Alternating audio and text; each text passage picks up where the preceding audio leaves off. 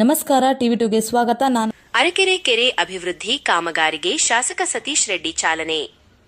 ಬೊಮ್ಮನಹಳ್ಳಿ ಕ್ಷೇತ್ರದ ಅರಕೆರೆ ಭಾಗದ ಜನರ ಬಹುದಿನಗಳ ಬೇಡಿಕೆಯಾಗಿದ್ದ ಅರಕೆರೆ ಕೆರೆ ಅಭಿವೃದ್ಧಿ ಕಾರ್ಯಕ್ಕೆ ಶಾಸಕ ಸತೀಶ್ ರೆಡ್ಡಿ ಅವರು ಅಧಿಕೃತವಾಗಿ ಚಾಲನೆ ನೀಡಿದ್ದಾರೆ.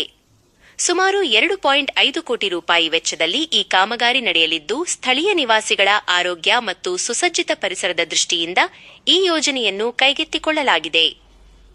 ಪ್ರಮುಖ ಅಂಶಗಳು: ಅಭಿವೃದ್ಧಿ ಯೋಜನೆ, ಕೆರೆಯ ಪುನಶ್ಚೇತನ ಮತ್ತು ಸಾರ್ವಜನಿಕರಿಗೆ ಅನುಕೂಲವಾಗುವಂತೆ ವಿವಿಧ ಯೋಜನೆಗಳ ಅನುಷ್ಠಾನ.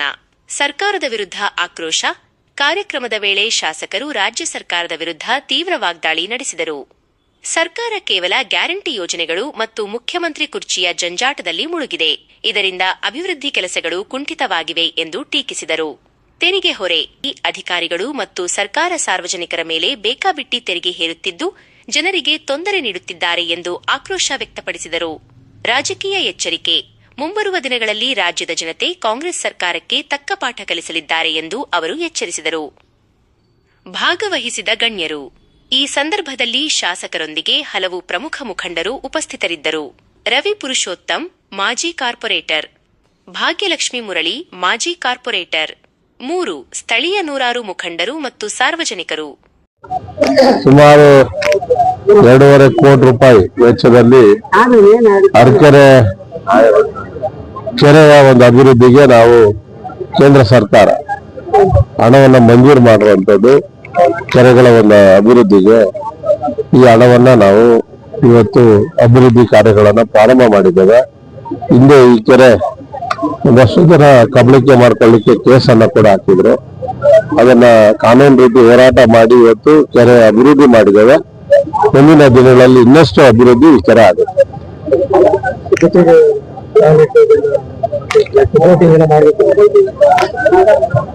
ಆಗ ಸ್ವಲ್ಪ ನಾವು ನಮ್ಮ ಹತ್ರ ಇದ್ದಂತ ಲಭ್ಯತೆ ಇದ್ದಂತ ಹಣದಲ್ಲಿ ಮೊದಲು ಫೆನ್ಸಿಂಗು ಮತ್ತೆ ವಾಕಿಂಗ್ ಪಾತ್ ಮತ್ತೆ ಪಿಚ್ಚಿಂಗ್ ಎಲ್ಲ ನಾವು ಮಾಡಿದ್ವಿ.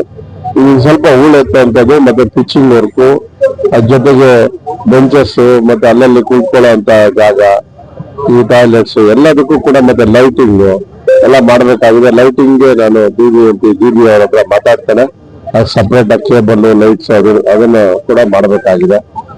ಇವೆಲ್ಲ ಕೆಲಸಗಳನ್ನ ನಮ್ಮ ಈ ಭಾಗದ ರವಿ ಅಣ್ಣ ಅವರು, ಮುರಳಿ ಅವರು, ಭಾಗ್ಯಲಕ್ಷ್ಮಿ ಮುರಳಿ ಅವರು, ನಮ್ಮ ಅಸೋಸಿಯೇಷನ್ಸ್ ಅವರು ಮತ್ತೆ ನಮ್ಮ ಈ ಭಾಗದ ನಮ್ಮೆಲ್ಲ ಹಿರಿಯರ ಒಂದು ಮಾರ್ಗದರ್ಶನದಲ್ಲಿ ನಾವು ಕೆಲಸಗಳನ್ನ ನಾವು ಮಾಡ್ತಾ ಇದ್ದೇವೆ. ಮುಂದಿನ ದಿನಗಳಲ್ಲಿ ಈ ಕೆರೆ ಒಂದು ಮಾದರಿ ಕೆರೆ ಆಗುತ್ತೆ ಅಂತ ನನ್ನ ಭಾವನೆ. ಸಿಎಂ ಬುದ್ಧಿ ಜಂಜಾಟದಲ್ಲಿ ಯಾವುದೇ ತರ ಅಭಿವೃದ್ಧಿ ಕೂಡ ಆಗ್ತಾ ಇಲ್ಲ, ಈಗಲೂ ಕೂಡ ನಡೀತಾ ಇದೆ. ನೋಡಿ, ನಿನ್ನೆನೂ ಕೂಡ ಪೇಪರ್ ಅಲ್ಲಿ ಸುಮಾರು ಆಸ್ತಿಗಳನ್ನ ಹರಾಜು ಮಾಡ್ತೇವೆ, ಮನೆಗಳನ್ನ ಹರಾಜು ಮಾಡ್ತೇವೆ ಅಂತ ಅಡ್ವರ್ಟೈಸ್ಮೆಂಟ್ ಕೊಟ್ಟಿದ್ದಾರೆ ಪೇಪರ್ ಅಲ್ಲಿ. ಸಾರ್ವಜನಿಕರ ಆಸ್ತಿ ಹರಾಜು ಹಾಕುವಂತ ಲೆವೆಲ್ಗೆ ಹೋಗಿದ್ದಾರೆ ಅಂತ ಹೇಳಿದ್ರೆ ಇವರು ಇನ್ನು ಯಾವ ರೀತಿ ತೆರಿಗೆಗಳನ್ನ ಹಾಕಿದ್ದಾರೆ, ಜನ ಕಟ್ಟಕ್ಕಾಗದೆ ಅವ್ರ ಮನೆಗಳು ಕೂಡ ಬಿಟ್ಕೊಡೋಂತ ಪರಿಸ್ಥಿತಿ ಹೋಗ್ಬಿಟ್ಟಿದ್ದಾರೆ. ಆ ರೀತಿ ತೆರಿಗೆಗಳನ್ನ ಇವತ್ತು GBA ಲೆಕ್ಕ ಇಲ್ಲದ ರೀತಿ ಕಸ ಎತ್ತೋದಕ್ಕೆ ತೆರಿಗೆ, ಪಾರ್ಕಿಂಗ್ ಹಾಕಕ್ ತೆರಿಗೆ, ಮತ್ತೆ ಬಿಲ್ಡಿಂಗ್ಗಳ ಒಂದು ಪಾರ್ಕಿಂಗ್ಗೆ ತೆರಿಗೆ, ಕಾರಿಡಾರ್ಸ್ಗೆ, ಮೆಟ್ಲಿಗೆ, ಲಿಫ್ಟ್ ಏರಿಯಾಗೆ ಎಲ್ಲದಕ್ಕೂ ಕೂಡ ಟ್ಯಾಕ್ಸ್ಗಳನ್ನ ಫಿಕ್ಸ್ ಮಾಡಿ ಮತ್ತೆ ಅವ್ರಿಗೆ ಏರಿಕೆ ಮಾಡುವಂಥದ್ದು ಕೂಡ 200% ಟ್ಯಾಕ್ಸ್ ಹೈಕ್ ಮಾಡೋದು. ಕಳೆದ 2 ವರ್ಷದಲ್ಲಿ 200% ಹೈಕ್ ಮಾಡುವಂಥದ್ದು, ಬೇರೆ ಬೇರೆ ರೀತಿಯ ಹೊಸ ತೆರಿಗೆಗಳನ್ನ ತರುವಂಥದ್ದು. ಜನ ಇವತ್ತು ಬೆಂಗಳೂರಿನ ಜನ ಬೇಸತ್ತಿದ್ದಾರೆ. ಇವ್ರು GBA ಎಲೆಕ್ಷನ್ ಮಾಡ್ತೀವಿ ಅಂತ ಇದಾರೆ. ಬೇಗ ಮಾಡಿದ್ರೆ ಇವ್ರು ಯಾವ ರೀತಿ ಪಾಠ ಕಲಿಸ್ತಾರೆ ಬೆಂಗಳೂರು ಜನ ಅನ್ನೋದು